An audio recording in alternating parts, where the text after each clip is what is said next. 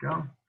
All right, to get started, so I want to start out by highlighting a couple key tenets of our development philosophy, because in the end, I'm going to tie our development philosophy into everything, um, uh, with everything that I'm going to discuss after I touch on part of our development philosophy, and hopefully everyone on this call will not only understand what we're doing and how we're doing it, but most importantly of all, understand why we're doing what we do. Because there's a rationale behind all that we do. It's really important to know the why behind what we do, because then you'll get a better understanding of why we train our teams the way we do. You understand why we coach our teams the way we do, and why we, as I said, seek to develop a child-centered environment. So the two key tenets I want to share with you right now, the number one is, and this has always been the case, but we want to develop a love for the game. For learning to take place, you got to love what you're doing. And so we want to make sure that children across the programs, all right, it doesn't matter if it's rec, IC, UCFC, travel, or even Westfield Winners, aren't enjoying it. Are they going to stick with it? Probably not. So we want to help them develop a love for the game. All right. Again, for learning to take place, they got to love what they're doing. And with that, very much key to our development philosophy as well, is we want them to become more capable, confident, and independent. I need to stress that, independent decision makers. Right? Soccer is a fast-paced game. This is why it's loved around the world as well. It's the most played sport around the world, and it's for that reason alone already, because it is a player's game. Players have to be able to read and act accordingly. We have to develop, or we want to help players develop, become again more capable, confident, and independent as they face problems on the field that they have to solve. So, all right. In essence, our objective is to give these children a sport for life. I mean, there's several people here that gave you an introduction, why they're still involved with the club and what they do. Many have played before that as well. They grew up playing the sport and now want to give back to the community, want to give back to the sport as well. They had such a good experience at an early age that they're still with it. And that's what we want to provide all our members with, an opportunity to have a sport for life, because it's not just about today, tomorrow, next week, next month, the rest of the season, or the rest of the year. We want people to stick with it. So again, that is also key to all that we do. So what do we need to do to meet these objectives? Because obviously there are two different objectives, as in develop a love for the game and becoming more capable, independent, and confident decision makers. All right, what do we need to do? So we need to know who we're dealing with, as in who is in front of me or us. So you as a coach, even as an administrator, or we need to know what needs of the children are in front of us, right? Because if we don't know what the needs are, we can't act accordingly. If we don't know what the needs are, it will be hard to put their needs ahead of everything else, all right? And we got to work out what drives them. And these three questions are going to be at the center of tonight's discussion presentation, if you will. Who's in front of me? What are their needs? And what drives them? As in, do we understand and recognize who we're dealing with? So why is it so important to understand the basic needs of children when implementing a development philosophy? Now, in the end, we're dealing with children. I'm not even referring to them as players, but we're actually talking about children who we hopefully help grow up to become citizens that can contribute to society. And there's a lot to sports that they can take with them the rest of their lives. All right. If we don't know what their needs are, we're not going to be successful in implementing a development philosophy. So at the center of it all are the children and their needs. So that's why we have to be able to understand what their needs are. So as I move through this, I think if you have gone through some of the coach clinics that I've done, whether that was virtual going into the fall or prior coach clinics, understanding the difference between child-centered and coach-centered is really important as well. Because in a child-centered environment, the needs of the children are at the heart of all that we do. So whether it's a training session, a game, or even decisions made, right? All that we do is to provide the children with the best possible environment. As soon as it becomes an environment in which the adults take control and look to fulfill their own needs, it becomes a coach-centered or an adult-centered environment. And a coach-centered environment could be something as simple as a coach playing to win all the time. And again, I want to win, but I don't need to win. All right, I want to win, but I don't need to win. There's a big difference there as well. I am competitive, but I need to win, because as soon as we start focusing on my needs, wanting to win, we may well be making sacrifice at the expense of the children involved. Some players may be stuck in certain positions. Some players may be playing less time, less than 50% of the time. Right? Obviously, that is again to fulfill the needs of an adult involved, not child-centered. There's a big difference between the two, but there's a thin line. Before you know it, you move from one to the other if you're not careful. So this is something that I'm going to state a couple more times, but it's in line with what I said before. If it isn't fun, why bother? Right? And this is true to all what children do. They do it because it's fun, not because they have to. Right? So again, if it's not fun, why bother? Unfortunately, and I'm sure you have seen this stat before, because I feel like a lot of like-minded people are on this call tonight, but 75% of children drop out of sports by the time they turn 12 to 13. Now, if we want to provide someone with a sport for life, we don't want them to drop out. But that's a staggering number, obviously. And there's a lot of reasons for it. All right. I'm going to share with you the top 11 reasons given by research done by the Youth Sports Institute a couple of years ago among 10,000 children. So that's a good sample size.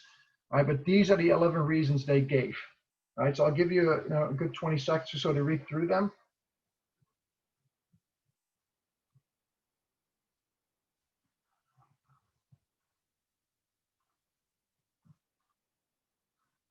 So as you can tell, these are the top 11. There could be other reasons as well, but these were the top 11. A lot of them can be directly related to the adults involved, and it could be coaches, it could be parents, it could be a combination of the two, it could be administrator, whatever it is. But again, our influence is never neutral, and obviously we want to make sure it's a positive influence. But unfortunately, too often we find ourselves still in situations where the adults involved take control, and it's not the kids driving the experience. So with that said, we need to work out what drives the children, and that's what we're going to get to. As in, why do children play sports? Okay. So when interviewed, the majority of kids will answer that they play soccer or sports for that matter because it's fun, right? It is fun. And again, as I said before, if it's not fun, why bother? For learning to take place, they gotta love what they're doing. Hence, the core tenets of our development philosophy as well. Right. So I am going to share something with you all via the chat. Right.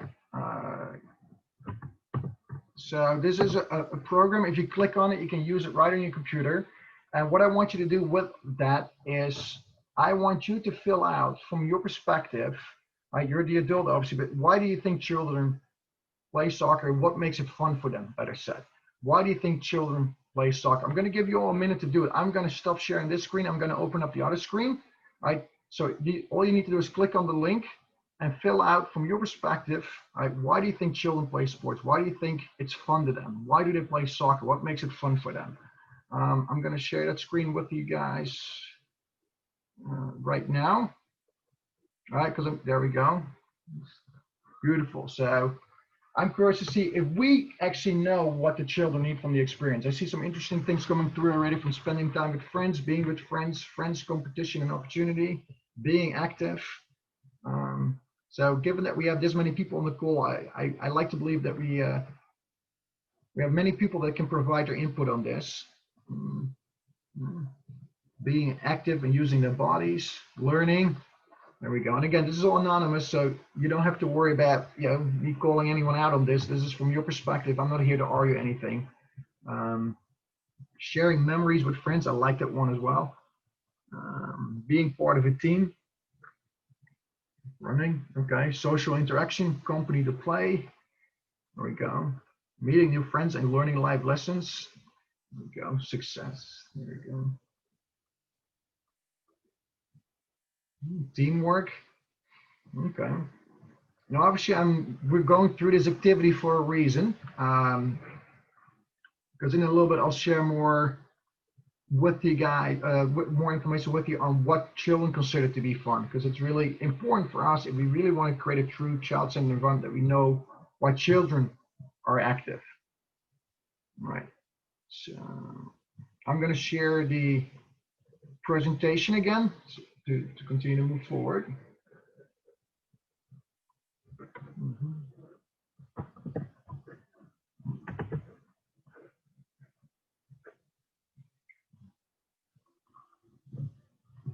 All right. So we just spoke about, what do children think is fun about soccer. Now, as we move through it, before I, go back to what makes soccer fun, I do want to touch on the fun fallacies because, there's plenty of conversations taking place about what makes it fun for children. But there's a couple misconceptions, myths out there, if you will.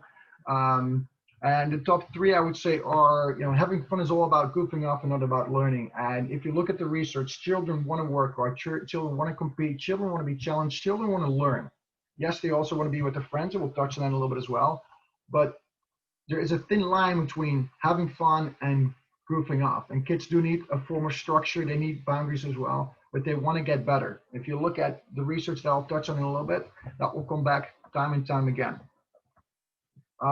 It all depends on the level you play at. As in, to have fun, you need to play at the rec level, and to really be competitive, you got to play at the development academy level, for example, which is a big misconception as well, because across the board, children play, and even adults play because it's fun. 99.99% of the players playing around the world, they're amateurs. They don't get paid to play. They play because they want to, not because they have to. And you can be competitive at any level. You can have fun at any level as well.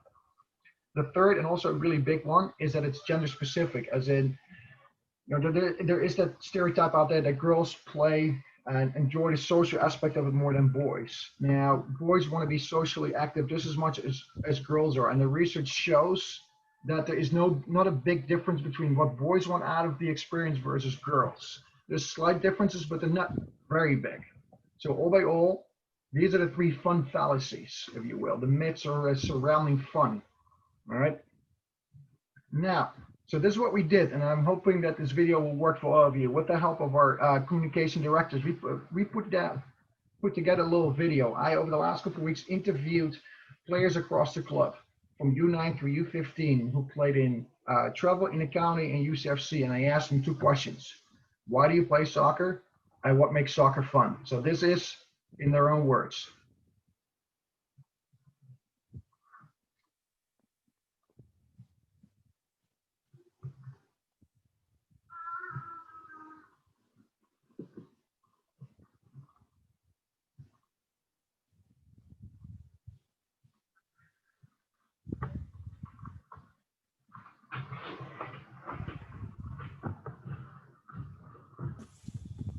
Hey, Ruben, no Yes. audio. No audio? No audio. All No. right. All right. Thank you, Steve. I'll do it differently. I'm going to share the YouTube link with you guys so you can watch it on your own computer, and I'll give you a couple minutes to go through it. Thank you, Steve, by the way. I guess everyone else is with. Here you go. So I just shared it via the chat. Click on the link so you can watch it. All right. It is an alternative, I guess. I'll give you 3 minutes to watch it because it's definitely worth watching it. All right. Ruben, is it the padlet.com? No, it's the one underneath, Jorge. The one underneath, the YouTube link. I don't think it's come through yet. Hold on. I see what happened. There we go. I'll try it again. Thank you, Jorge. There we go. There we go. It's there now. So, thank you, Jorge. So again, I'll give you 3 minutes because it's about 3 minutes long, this video. It includes players from across the club.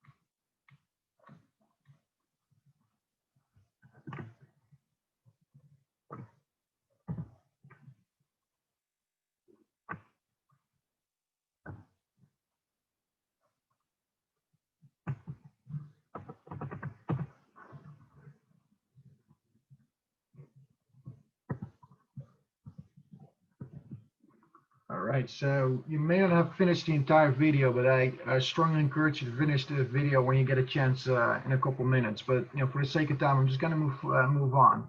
So in essence, when you ask all these players, I mean, they come up with a variety of answers, but fun is the single largest predictor of sport commitment, and it's just not soccer, but sport across the board, and sustained participation into childhood and through adolescence. So for us to be successful in meeting our objectives, and one being helping them develop a passion for sport, a love for the sport, giving them a sport for life, we're going to make sure that it's worthwhile their time, right? So where does this all come from? Now, if you're very interested, I would highly encourage you to look up the fun maps worked out by Amanda Visek. She is a researcher that has done research on this specific subject. And more importantly, she was one of the first to do it actually from the perspective of the children, because a lot of the research out there still is done from the perspective of the adults involved, as in they give the kids, a couple questions, but when they ask them like what makes something fun or what makes sports fun, they give them a list of 10, 20, or 50 options to pick from. She went about it completely differently, which created different results and provided the research with a lot more powerful feedback actually. So 2 questions were asked: why do you play sports, not just soccer, but why do you play sports, and what makes it fun for you? Those are the 2 questions when they started the research. Obviously there were more follow-ups done on that, but in essence they asked, why do you play sports, what makes it fun for you? So why do you play sports? 9 out of 10 say it is fun. So 9 out of 10 children say it is fun, right? And a lot of them walk away from it because it's not fun anymore, right? Which again, we have to be very mindful of, all right? And as we stated before, fun is not about goofing around, not paying attention. It's often about, challenging yourself, being with friends, etc. But 9 out of 10 say it is fun. And when they were asked when they were asked by the researchers to explain what makes it so fun, they came up with 81 different determinants, right? 81 different reasons why it's fun. And winning, surprisingly, maybe for all the adults involved here, but winning came in at 48. So it's not even on the higher end of, it came in at 48. 81 fun determinants. All right, so how did they move forward with this? They gave all these subjects in the research, the children involved, this list of 81 determinants, and they were asked to grade them in order of importance. And with that, they came up with 11 key factors, like groupings, if you will, of reasons why children play sports. All right, so the prioritization of fun factors, if you will. The first one is trying hard. Right? Kids want to try hard, and you can think of working hard, exercising, being active, getting and staying in shape, playing well during a game, being strong and confident. That all falls under this one header. But the number one fun factor is trying hard. The second one is positive team dynamics. Right? So a lot of you mentioned friends, being with friends, playing with friends, making new friends, which is also sport is also a great platform to make new friends. But it's playing well together as a team, supporting my teammates, when players show good sportsmanship, being supported by my teammates, etc. Positive team dynamics, the number 2, right? And number 3 is positive coaching. I touched on it before, but our influence as a coach is never neutral. All right, so we either have a positive or negative influence on the experience of a child. Now, I have used this quote before, but we never want to be a child's last coach. But under positive coaching, you can think about, a coach treats players with respect, a coach who knows a lot about the sport, being a positive role model, you listen even to the opinion of the players, etc. But the 3 key fun factors, all right, and there's a couple more, but the top 3 were trying hard, positive team dynamics, and positive coaching, right? The top 3 fun factors, as by Amanda Visek and her research now also put together, or the results put together, called the fun maps. So to finish it all off, all right, we all, so it's not just children, we all have needs as human beings, right, impacting our motivation, our development, and wellness, right? So there's 3 key factors impacting the motivation of an individual, right, as shown by research done on what is it they call the self-determination theory. So do we know what the needs of the children in front of us are? Do I know what the needs of the children in front of me are? Right, but there's three key drivers of their motivation. Competence, so learning, getting better, becoming more capable, and that also increases their confidence, right? Really important for their motivation. Relatedness, and that means, you know, being part of a positive team environment, positive coaching, feeling appreciated by the players on the team, the coaches, and even your own parents. And you want your parents to appreciate you for who you are, not just for what you do on the field as well. All really important, which, you know, impacts the motivation of a child to play sports or to maybe walk away from sports. And autonomy, and this one is probably the most misunderstood out of the three, unfortunately. But for children to be successful, they need to be drivers of the experience. Too often, it's still about the goals of the adults involved, whether it's the coach or the parents, and the children feel they have no influence on what happens, unfortunately. Right? As I said before, we also want to develop capable, confident, and independent decision makers. Right? For that to happen, we need to allow players to take control of the environment. Autonomous learning, we want to encourage learning. We even want to encourage them to do stuff outside of the environment that we have, the structured environment. But those three are key to the motivation of an individual, key to the research done on the self-determination theory.